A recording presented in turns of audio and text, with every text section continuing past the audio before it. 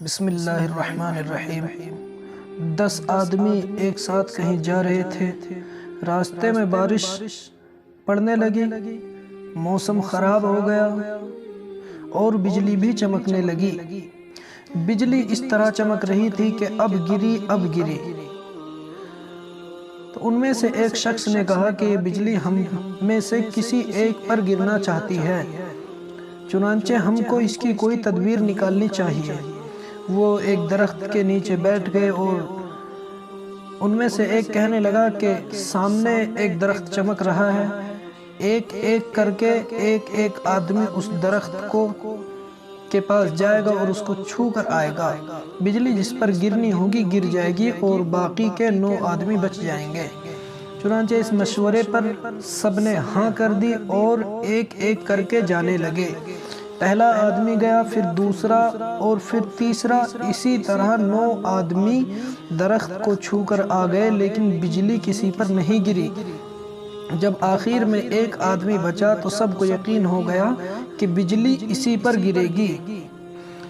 اس آدمی کو بھی یقین ہو گیا کہ بجلی میرے اوپر ہی گرے گی، چنانچہ اس نے ان 9 آدمیوں سے بہت گہار لگائی اور ان کے سامنے گڑ گڑایا کہ مجھ کو گھیرا بنا کر بیچ میں اپنے ساتھ میرے گھر تک لے چلیے، بڑی مہربانی ہوگی۔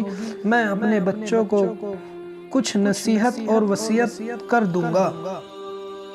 وہ 9 آدمی نہیں مانے، انہوں نے کہا ہم تیری وجہ سے گھیرا بنا کر کیوں اپنے اوپر بجلی گرائے، کہیں ہم سب پر تیرے ساتھ بھی بجلی نہ گر جائے۔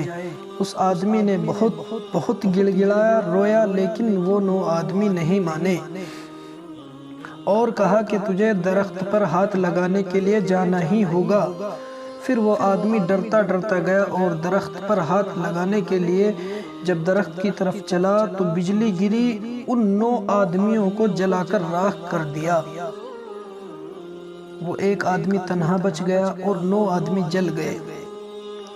تو کسی کو دیکھ کر اس کو اچھا یا برا نہیں سمجھنا چاہیے، کیونکہ اللہ جانتے ہیں، صرف اللہ جانتے ہیں کون اچھا ہے کون برا ہے۔ کسی کو یوں ہی برا نہیں کہنا چاہیے اور اپنی آخرت کی فکر اور اپنے خاتمے کی خیر کے ساتھ اللہ سے دعا کرنی چاہیے۔ اللہ ہم سب کو عمل کرنے کی توفیق عطا فرمائے، آمین۔